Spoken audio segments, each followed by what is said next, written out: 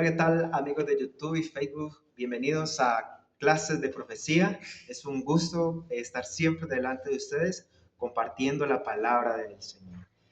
Hoy es un tema especial, espero que podamos prestar atención y podamos también aprender de él, porque nos trae gran advertencia. Más que enseñanza, es una advertencia que Dios nos hace a través de un suceso que ocurre en el pasado y que va a repetirse nuevamente al final de la historia. La pregunta y se basa en la pregunta de Primera de Samuel capítulo 28. Y Samuel capítulo 28 dice, la pregunta surge de allí y vamos a darle respuesta. Dice, le trajeron realmente a Samuel, el profeta, la pitonisa de Endor al rey Saúl, y lo vamos a comparar con Mateo capítulo 24. Repito, lo que vamos a comprender o analizar en esta ocasión es un pasaje bíblico que está en Primera de Samuel capítulo 28 y lo vamos a comparar con Mateo 24, porque allí sucede algo. La pregunta es, ¿le trajeron realmente a Samuel la pitonisa de Endor al rey Saúl? Y lo vamos a comparar con Mateo 24. Muy bien, allí donde estás, ponte en modo oración, mientras que yo hago una corta oración para darle inicio a este maravilloso tema. Oremos. Querido Padre, agradecemos tu presencia. Permite que podamos entender tu palabra, ser obedientes y creer en ella. Vamos a prepararnos, Señor, para tu pronta venida y que no podamos, Señor, ser engañados. Gracias por tu palabra, en el nombre de Jesús. Amén. Muy bien, vamos a mirar entonces, abran sus Biblias en el libro de Primera de Samuel, capítulo 28 y el versículo 7. Vamos a leer desde el versículo 7. Yo quiero que haga la tarea y si quieres, busca la Biblia y vamos a leer este capítulo versículo a versículo porque es muy importante lo que vamos a estudiar y qué es lo que está aconteciendo acá. Vamos a mirar. Primera de Samuel, capítulo 28, versículo 7, dice, entonces Saúl dijo a sus criados, recordemos que Saúl es el rey, ¿cierto? El rey de Israel, pero ya venía con una decadencia espiritual y en esta ocasión hace algo que va en contra de los principios de Dios y que Dios lo prohíbe. Entendamos también que Saúl en capítulos anteriores estaba siendo atormentados por demonios, por espíritus que no lo dejaban dormir, que lo perseguían. Y su decadencia al espiritismo, al más allá de las guerras que tanto enfrentaba, entonces lo lleva a tomar decisiones sin el temor ni el conocimiento de Dios. Por eso hago aclaración de este texto, porque puede usted surgir la pregunta, ¿cómo un hijo de Dios hace estas cosas? Y entonces esto se puede hacer. Entonces entender la vida espiritual de Saúl que venía en decadencia. Su parte espiritual, por decirlo así, estaba muerta. Ya no tenía el consentimiento de Dios, no que su orgullo, su terquedad lo llevó a cometer mucho pecado y alejarse de Dios, del temor de Dios. Y también recordar para este texto que Samuel era el profeta de Dios quien en su vida como rey, Dios le amonestó, Dios le dirigió, Dios le aconsejó. Pero él se va en contra de Dios y el profeta muere, ¿cierto? El profeta es muerto. Y después de haber muerto, ya él está en la tumba, el profeta está en la tumba, viene este suceso. Bien, con esto en mente, ahora sí leamos Primera de Samuel, capítulo 28, versículo 7. Entonces Saúl dijo a sus criados, buscadme una mujer pitonisa, para que yo vaya a ella y por medio de ella pregunte. Y sus criados respondieron, he aquí hay una mujer en Endor, quien tiene espíritus de pitonisa. Y Saúl se disfrazó poniéndose otra ropa y se fue con 2 hombres y viniendo de noche aquella mujer y le dijo, yo te ruego que me adivines por el espíritu de Pitón y me hagas subir a quien yo te dijere. El contexto para entender lo que el rey pide o lo que el rey hace es consultar a los medium, a los espiritistas. Y allí estaba Endor, una mujer Endor. Y esta mujer, él viene para consultar, pero ¿a consultar a quién? A los muertos. Primer punto. El rey Saúl viene a un espiritista, a una espiritista a consultar a los muertos. No se te olvide eso. Y la mujer le dijo, he aquí, tú sabes lo que Saúl ha hecho, cómo ha quitado la tierra de los que tienen espíritu de pitonisa, ¿cierto? De medium, de espiritista, y a los adivinos, ¿por qué pues pones tropiezo en mi vida para hacerme morir? Entonces Saúl le juró por Jehová, diciendo, vive Jehová, que ningún mal te vendrá por esto. Y la mujer entonces dijo, ¿a quién haré venir? Y él respondió, hazme venir a Samuel, al profeta Samuel. Hasta aquí entender que Samuel estaba muerto, ¿cierto? Muerto. La Biblia es clara que los muertos, Eclesiastés nos dice que los muertos nada saben, ni piensan, ni escuchan, ni razonan, nada saben. Pero vean la degradación de Saúl, que cree que ya ha perdido ese principio de Dios y ese principio que ha sido transmitido de generación en generación. Ya no tiene noción de las cosas. Entonces le pide que traiga a Samuel. Y viendo la mujer a Samuel, clamó en voz y habló aquella mujer a Saúl, diciendo, ¿por qué me has engañado? Pues tú eres Saúl. Ya se le quitó las vestiduras y descubrió que era Saúl el rey. Y el rey le dijo, no temas, ¿qué has visto? Y la mujer respondió a Saúl, he visto dioses que suben de la tierra.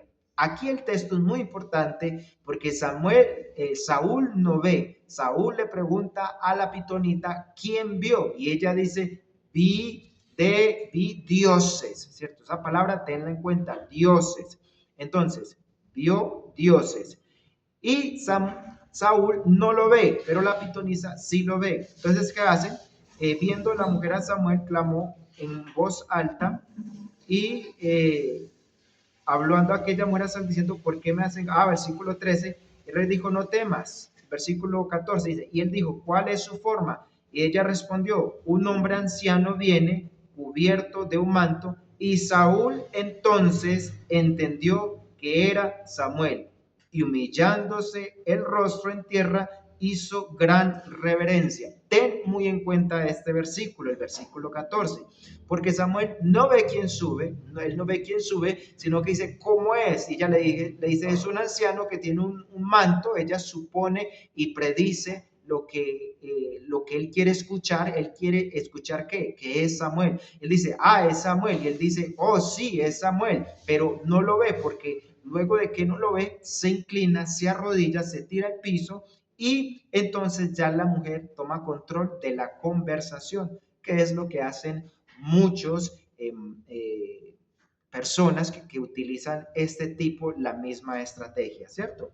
Que trabajan a partir de lo que usted piensa y le dicen lo que usted viene a escuchar.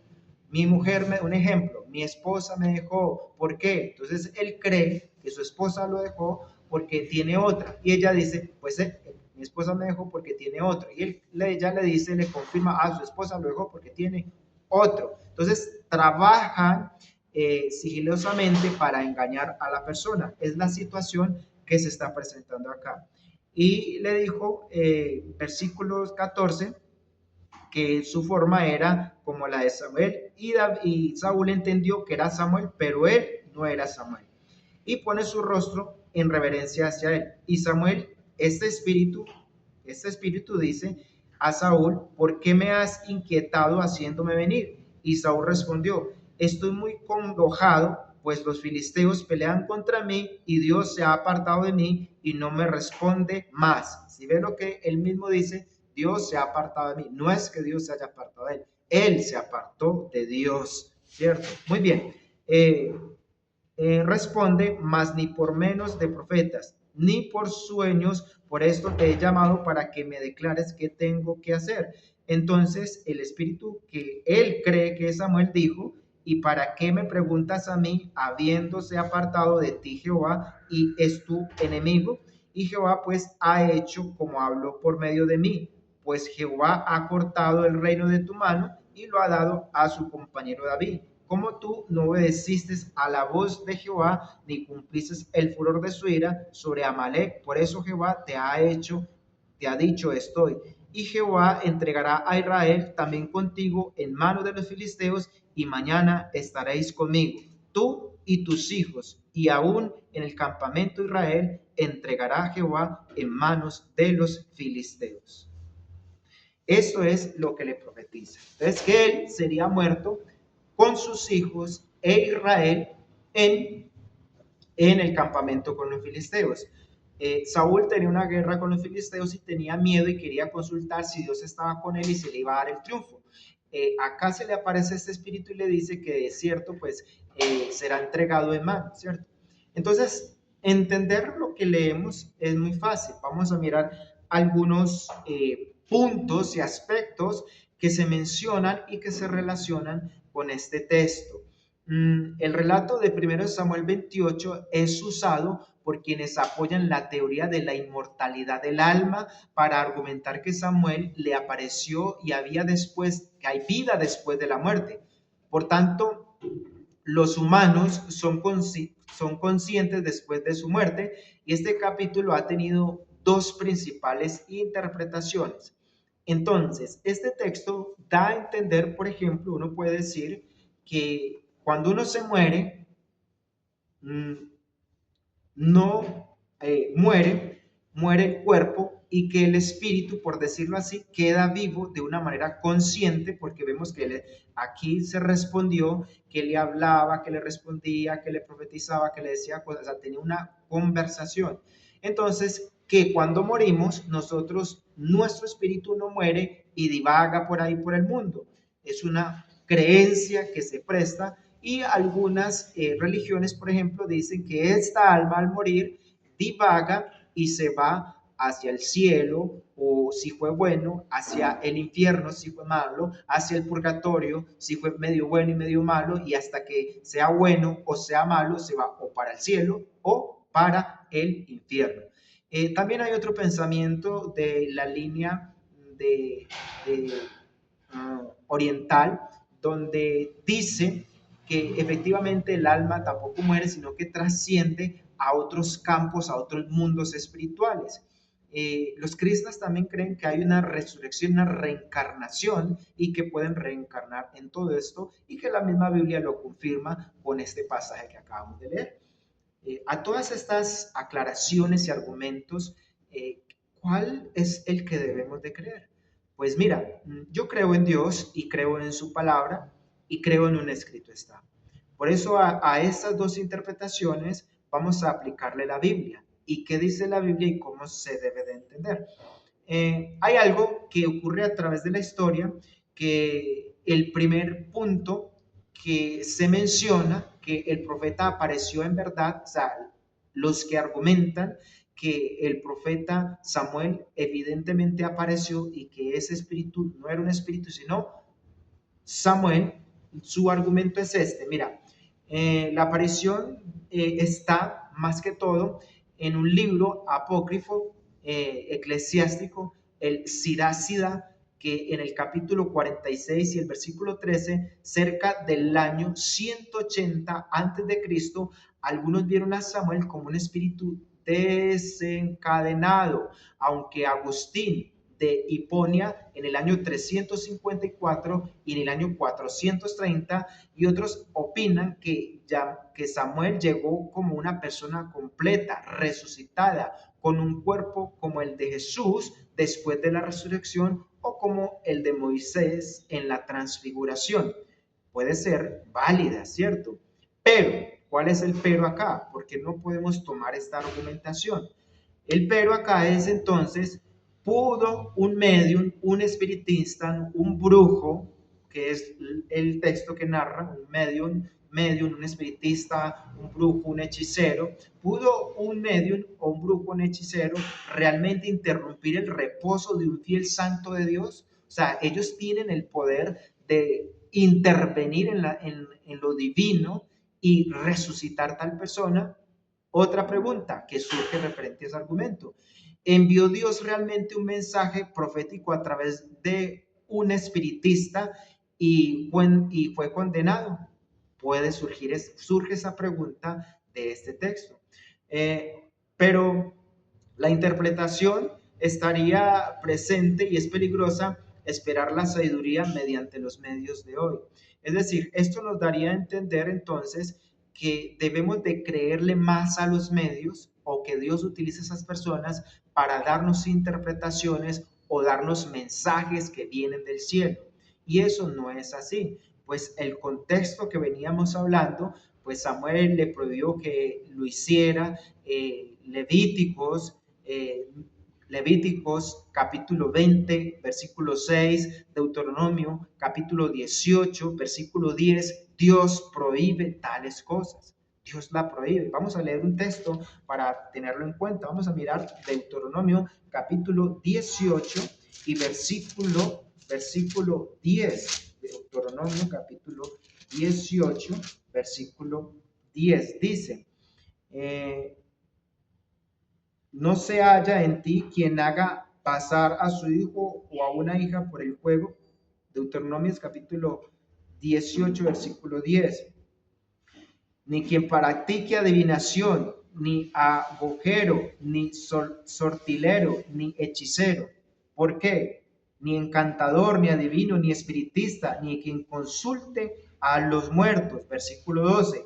Porque es abominación a Jehová cualquiera que haga estas cosas, y por estas abominaciones Jehová tu Dios las echa delante de ti. Eso es lo que dice la escritura. Entonces no podemos entender, ni consultar, ni creer que estos muertos o personas pueden hacer estas cosas y que eso viene de parte de Dios. Ese es el primer argumento que hay que echar por tierra, porque Dios prohíbe esas cosas y Dios nunca va a utilizar una persona que es instruida por Satanás para darle un mensaje a su pueblo.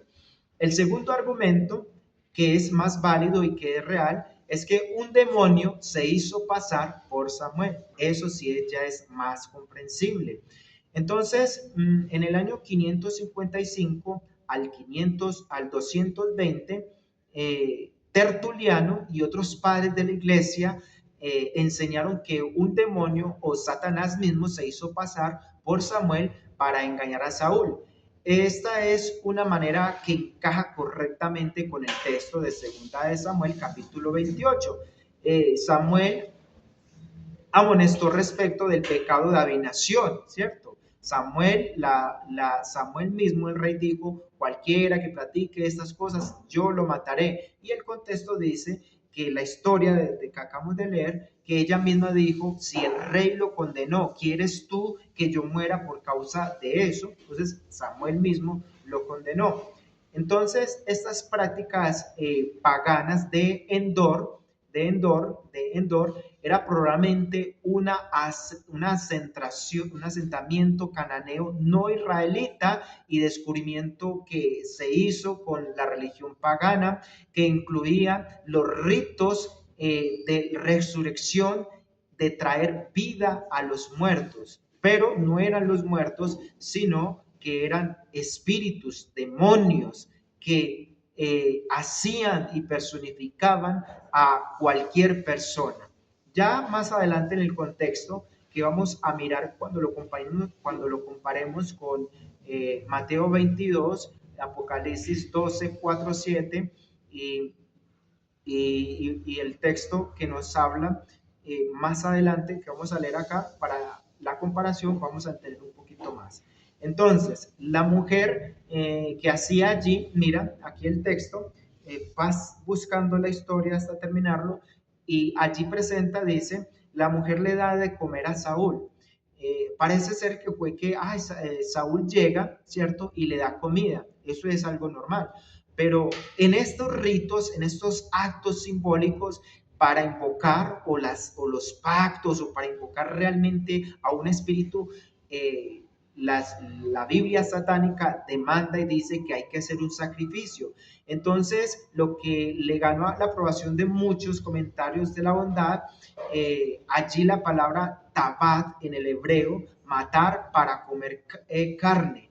Esto se estaba refiriendo a un rito, un sabbat, a un rito de degollar que se utilizaba en el símbolo del santuario, pero acá lo están utilizando para matar. Entonces lo que hacía era degollaba a un animal con la sangre la rociaban y allí ofrecían sacrificio a sus dioses y al rociar se tomaban la sangre y se comían para usted tener respuesta a la pregunta, debías de tomar la sangre y también de comer de la carne de ese sacrificio que se hizo a sus dioses. Y esta fue la comida que se le ofreció a Samuel. Por eso Samuel al principio no quería comer, sino que después aceptó y comió, porque él entendía los principios de la sangre y de la comida. Obviamente era cualquier animal.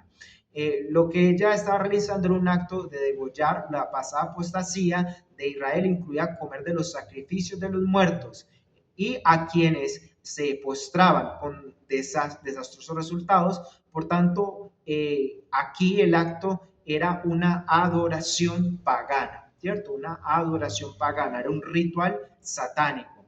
Dios permitió al demonio, vamos a leer del comentario que hace Henry Matthew, que habla sobre el capítulo 1 Samuel. Mire cómo dice: Dios permitió a los demonios corresponder a la apariencia y asumir la forma de Samuel, para que ellos que no reciben el amor de la verdad sean entregados a fuertes convicciones de error, crean la mentira, y no debiera extrañar que el diablo, con permiso de Dios, sea capaz de darse por Samuel, porque puede transformarse en ángel de luz. Ni extraño que se le permitiera hacerlo en esta ocasión, para que Saúl fuese arrastrado a la desesperación consultando al diablo, ya que no quiso demandar correcta consulta de Jehová, lo que le hubiera dado esperanza. Yo quiero que este texto o esta palabra se me refiere a lo que Satanás hace. En Génesis capítulo 3, a Eva, Satanás se le disfraza como una serpiente. Entonces esta habilidad de transformación, él la viene practicando muy seguido y le ha dado resultado. Aquí la utiliza no en una serpiente, sino que la utiliza en una persona y se le presenta con rasgos característicos del profeta Samuel. ¿Todo para qué? Pues Samuel ya no desobedecía a Dios, y como cuando la persona no recibe el Espíritu de Dios, entonces recibe el Espíritu del enemigo. Y allí, ¿qué es lo que causa? Que crean en el error y que crean en la mentira. Eso es lo que causa la separación de Dios. Ahora sí vamos a analizar o a mirar las predicciones que se le da a Samuel, que le da Samuel, el espíritu a Samuel, a Saúl le dice que moriría, ¿cierto? Pero la predicción de la mujer también contiene inexactitudes. Saúl no fue entregado a los filisteos, sino que él se suicidó, y su cuerpo, si bien fue tomado, después recuperado por los habitantes de Gabes en Galaad. Además, no todos los hijos de Saúl murieron al siguiente día. Pocos capítulos después aparece Isboset, el hijo de Samuel, en contraste al verdadero Samuel, pronunciando la palabra de Dios con exactitud. Es decir, que la predicción que ese profeta o ese demonio le hizo era inexacta y no se sucedió tal cual como se dijo, se profetizó. No murió Samuel, Samuel sí murió allí, pero en manos de los filisteos, pero no fue un filisteo que lo mató, sino que él mismo se quitó la vida, y sus hijos no murieron en esa guerra, sino días después. Pero cuando Samuel hablaba, como él decía, exactamente pasaba. Y eso es un ejemplo también de personas que profetizan mucho, el espiritismo moderno, que profetizan que usted le va a ir esto, que una enfermedad, que todo eso va pasando y hay cosas que se cumplen y hay cosas que no se cumplen. Las características de un verdadero profeta de Dios es que todo se cumple al pie de la letra. Muy bien. Ni Saúl ni la mujer vieron al verdadero Samuel. Algunos objetan que el texto Saúl conoció, entendió que era Samuel. Esa palabra dice, él entendió que era Samuel, pero Saúl yacía rostro, su rostro estaba en la tierra sin ver nada y dependiendo de la descripción que le hacía la medio. Ese término, conocer, proporciona la creencia que puede ser errónea y por eso es equivocada lo que Samuel se le presenta. Ahora, vamos a hacer un pequeño resumen hasta acá. Samuel se apartó de Dios y pidió el consentimiento del hombre, y en este caso del espiritismo. Como resultado de ello, pues él muere, ¿cierto?, apartado de Dios y cree en el error. Y al creer en el error, pues desconfía del poder y de la providencia de Dios. Ahora yo quisiera compararle este texto, esta historia, con Mateo capítulo 24. Vamos a mirarlo, vamos a mirar el Mateo 24 para mirar de qué es lo que ha de acontecer. Vaya conmigo a la Biblia y lea Mateo capítulo 24 para darle como un comparendo, un paralelismo, una comparación, algo que tiene que relacionarse y que tiene una sincronía desde mi punto de vista.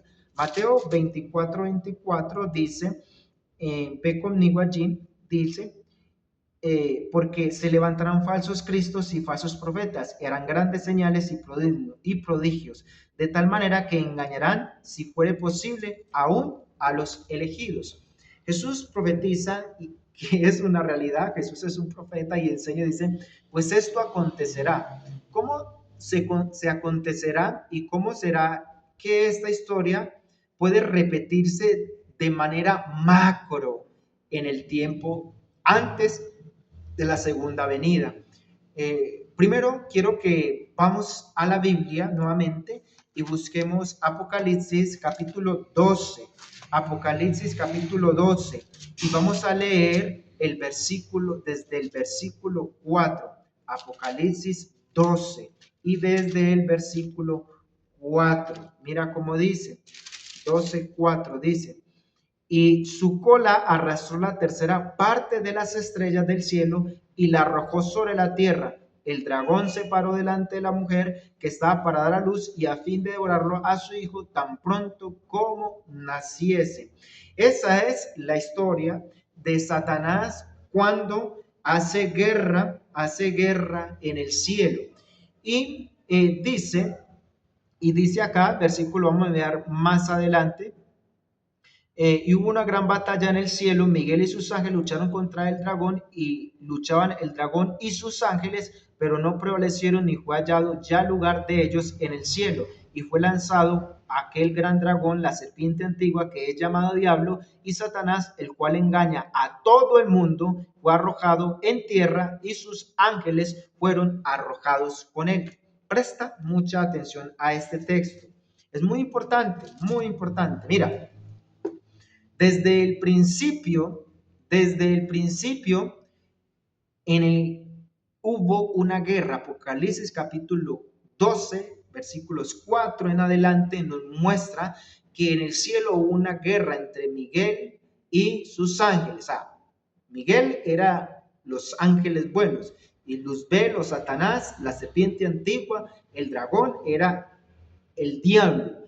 Y la guerra que hubo es que la tercera parte de 4:1 se vino con el enemigo. Y el texto dice, el cual engaña a todo el mundo. ¿Cómo engaña los ángeles a todo el mundo? ¿Y cómo relacionar esto con Mateo 24, que dice, si fuere posible, aún a los escogidos lo engañará? Vamos a leer otro texto. Dice, Segunda de Corintios, capítulo 11, versículo 14 y 15, dice, y no es de maravillar, porque el mismo Satanás se disfraza como ángel de luz. Y así que no es de extrañar si también sus ministros se disfrazan como ministros de justicia, cuyo fin será conforme a su obra, a su obra. Pablo a los Corintios les advierte que Satanás y aquellos que vinieron del cielo, que se rebelaron contra Dios, tienen la capacidad de disfrazarse de ángeles de luz. Quiere decir que previamente a la venida del Señor Jesús, en nuestra sociedad se levantará el espiritismo mayormente. Pero sé sabio, porque Mateo 24 dice que aún si fuere posible engañaría a los escogidos de Jehová. Quiere decir que su ataque será frontal, directo hacia todo lo que se llama y cree en Cristo. Todo el cristianismo es atacado con el espiritismo. Quiero avanzar y decirles que no esperes que se levante una religión. Se puede levantar, pero no esperes que una religión que diga, nosotros adoramos a Satanás. Bueno, la hay, ¿cierto? Que son los satanistas, pero otra religión cristiana que diga, nosotros adoramos a Satanás, nosotros hacemos ritos y pactos y todas estas cosas y hacemos milagros y todo eso. No, porque allí se está mencionando Mateo. Jesús dice, aún a los elegidos, su ataque será directo con todas las iglesias. Jesús dijo, yo tengo ovejas en todo el redil, tengo ovejas en otro redil. Quiere decir que en todas las iglesias cristianas Dios tiene un remanente fiel de Dios. Y a ese pequeño remanente, Dios, el Satanás, los ve con celo y los engaña. Entonces, utiliza el espiritismo y manda personas que no vienen de Dios a profetizar y a decir, usted se le va a ir mal, se va a morir, y a hacer profecías falsas, como se la presentaron la pitonisa a el rey Saúl, y sus profecías no son verdaderas y no vienen de parte de Dios, sino de espíritus engañosos. Gente que se deja manipular por Satanás, pastores, ancianos, líderes de iglesia, y enredan y envuelven a su iglesia con falsas doctrinas y falsas profetizaciones. Eso es lo que va a ser dentro de las iglesias. Pero también, mira, como dice, referente a este texto, el espiritismo se va a levantar mucho más. ¿Y cómo funciona esto entonces? Mira, esto funciona de esta manera. Mateo, Apocalipsis 12, capítulo 4, versículo 8, 10, 11, nos mencionan que el enemigo vino, cayeron con él muchos ángeles. El enemigo hace las cosas como Dios también las hace, pero de manera equivocada y de manera envidiosa. Que Dios tiene un control por cada ser humano. Y cuando tú naces y yo nazco, Dios en su misericordia, en esta lucha contra el bien y contra el mal, nos da un ángel para que nos proteja de todas las acechanzas del enemigo. Pero el enemigo también hace exactamente lo mismo, nos pone un ángel. Entonces, el ángel de Dios nos pone allí, pero mientras si tú eres hijo de Dios, eres surcado por los santos ángeles de Dios, pero el enemigo te observa de lejos. Hay un vigilante que te vigila, un enemigo, un ángel de Dios que vigila a esa persona y le toma nombre, dirección, teléfono, sus secretos, sus claves de Facebook, de Instagram, de números de cuenta, todo lo anota, todo, y así con cada un habitante habido y por haber de toda esta humanidad. Vamos engranando. Entonces, ¿qué es lo que pasa allí? Dice que cada ser humano, cada uno de nosotros, el enemigo guarda un registro de nuestras vidas, así como Dios lo guarda en los libros del cielo, según Daniel capítulo 7, versículos 11 en adelante, donde se describe la escena del juicio. ¿Y todo esto para qué? Para atormentarnos, para acusarnos. Mire, sus hijos cayeron, sus hijos pecaron, no merecen el cielo. un registro exacto de nuestras vidas. Pero quiero que leas en el eventos finales, dice, ángeles malignos aparecerán como seres humanos. Satanás usará toda oportunidad para disfrazar a los hombres de su lealtad a Dios. Él y los ángeles que cayeron con él aparecerán en la tierra como hombres tratando de engañar. Los ángeles de Dios también aparecerán como seres humanos y usarán todos los medios a su alcance para derrotar a los propósitos del enemigo.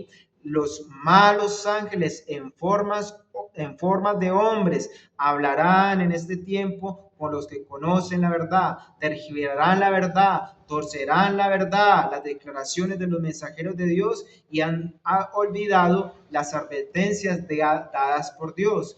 El libro de Efesios nos menciona y nos advierte, estamos empeñados en una guerra contra las huestes de las tinieblas. Satanás obtendrá la victoria sobre nosotros a menos de que sigamos de cerca a nuestro dirigente, porque nuestra lucha no es contra carne ni sangre, sino contra principados y potestades de las tinieblas. Eso se refiere el apóstol. Se me mostró que malos ángeles bajo la forma de creyentes obrarán en nuestras filas para introducir un fuerte espíritu de incredulidad, que ni siquiera esto los desanime, en cambio ofrezcan un corazón de lealtad, de ayuda al servicio al Señor con los poderes del instrumento satánicos. Esos poderes malignos aparecerán en nuestras reuniones, no para recibir una bendición, sino para contrarrestar la influencia del espiritismo en cada iglesia. Satanás utilizará mayormente, Satanás y sus ángeles. Entrémonos en un contexto. ¿Qué pasará allí? Saúl creyó que él se le apareció Samuel y le creyó a ese mensaje, ¿cierto? Se fue creyendo que eso era así. Mira, ¿sabes? Todos nosotros creemos que morimos y que Cristo nos va a resucitar, ¿cierto? El enemigo quizás tocará los sentidos más profundos de nuestros corazones. ¿Y sabes qué hará? Muchos ángeles malignos, como tienen una copia exacta de nuestra vida, un registro, eh, van a aparecer aquellos muertos, aquellas personas que murieron. Puede ser el hijo amado, la esposa amada, el abuelo amado, el mejor amigo, cualquier persona cercana al fiel Hijo de Dios, a los elegidos de Dios. Y pues nosotros ya lo hacemos muerto, pues no nada saben, entendemos que la Biblia dice que los muertos nada saben. Pero tal será la evidencia y los secretos y las cosas que ellos tienen tan registradas, tan puntuales, porque ellos tienen la capacidad, se hacen en la figura de el papá, la mamá, el hijo, el hermano, con los secretos registrados y como ellos son seres inteligentes, todo a memoria, y cuando le preguntan por cosas muy puntuales, entonces van a dar respuesta inmediata, sin vituperio, ellos van a responder puntualmente. Y entonces la gente va a decir, oh, sí, es Dios. Pero ¿cuál es lo que ellos dicen? Cree que Dios me ha resucitado, ya hay que hacerle caso a Dios. Pues el contexto en el que se habla que se hará es el quebrantamiento de la ley de Dios. Y ellos dicen que Dios los ha resucitado y que no es necesario guardar los 10 mandamientos. Vale, el otro pedacito en eventos finales dice personificación de los muertos. Satanás es un enemigo astuto y para los ángeles malignos no es difícil hacerse pasar por los santos pecadores muertos y logran que personifiquen, que su personificación sea visible para los ojos humanos. Estas manifestaciones serán más frecuentes a medida de que nos aproximamos al tiempo del fin y habrán demostraciones de caracteres asombrosos. En el engaño más exitoso y fascinante de Satanás, calculado para captar el interés de aquellos que han dejado su amado en la tumba. Ángeles malignos toman la forma de esos seres amados, relatan incidentes relacionados con sus vidas, realizan actos como los que ellos realizaban mientras vivían. De esta manera inducen a la gente a creer que sus amigos muertos son esos ángeles que flotan en torno a ellos y y se comunican con ellos, estos ángeles impíos que pretenden ser los amigos de los muertos son considerados como cierta idolatría y para muchos su palabra tiene mayor validez que la palabra de Dios. Señales de los tiempos. Página 26. Esto, lo que acabamos de leer, es literal y esto ocurrirá. Es una profecía que está en un futuro presente. Dios dice que seamos sabios, mientras que sus seguidores, los ángeles caídos, personifican a los hombres, a nuestros seres queridos. Ahora, ¿qué hace Satanás? ¿Cierto? Satanás también debe disfrazarse. Vamos a leer otro párrafito para ir finalizando. Dice, el párrafo dice, Satanás personifica a Cristo Jesús. El enemigo se está preparando para engañar a todo el mundo mediante su poder obrador de milagros. Se presentará como el ángel de luz e intentará presentarse como Jesucristo. Si los hombres son descarriados ahora con tanta facilidad, ¿cómo resistirán cuando Satanás personifique a Cristo y realice milagros? ¿Quién permanecerá inconmovible por el engaño que presentará entonces? Cuando profese ser Cristo y sea solemne Satanás que personifique a Cristo y que aparezca realmente realizando las obras de Cristo. Satanás aparecerá en el campo de batalla y se hará pasar por Cristo, tergiversará la verdad y aplicará el mal y persistirá todas las cosas que pueda. Un poder infernal está orando para producir las últimas grandes escenas del drama. Satanás aparece como Cristo, obrando todo engaño e injusticia en aquellos que se unen en sociedades secretas. Satanás hace una personificación exacta. Es decir, cuando Cristo estuvo en la tierra, Satanás estuvo presente y todo su ministerio y su vida, él lo estuvo calcando, personificando. Usted dirá, eso puede ser, no puede ser. Pues yo quiero ponerte un ejemplo muy sencillo. Mira, tú has visto películas, has visto novelas, has visto series, pues déjeme decirle que todo eso es mentira, pero tal es la personificación del personaje o de la historia de la trama que algunos lloran y dicen eso es así y parece real y creen en eso. Pues mira, ahora Satanás, que es más astuto, hace esta personificación, haciendo milagros, hablando de amor, de paz, su semblante es hermoso, es majestuoso, hace una personificación, hace una, como los cristianos aparentan creer en Jesús, así aparece como lo esperan y empieza a predicar amor. Pero lo peligroso de esto es que estas personas, todo el mundo es engañado y empiezan a idolatrar a Satanás que personifica a Cristo. Hay un límite más allá de Satanás que no puede ir y al llegar a él recurre al engaño, falsificando la obra que en realidad no tiene poder para efectuar.